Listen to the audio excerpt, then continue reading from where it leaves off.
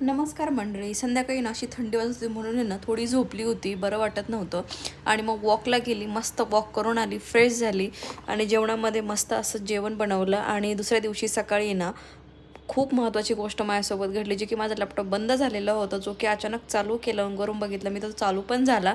माहिती नाही हे कमाल आहे की काय आहे. आणि मला इतकं भारी वाटलं, कारण माझ्या सगळ्या MSc BSc कॉलेज फेअरवेल सगळे सगळे जे फोटोज होते ते मला आता मिळणार होते. आणि आज जेवणामध्ये दुपारी काकूने अशी कळण्याची भाकरी बनवली होती, जी की ज्वारी, बाजरी आणि उडीद ह्यापासून बनली जाते आणि थोडासा गहू टाकतो, म्हणजे मिक्स सगळे धान्य असतं. आणि अशी चटणीबरोबर तूप आणि याच्यासोबत मी खाल्ली. इतकी अप्रतिम आणि नेक्स्ट लेवल ही भाकरी लागते, भन्नाट.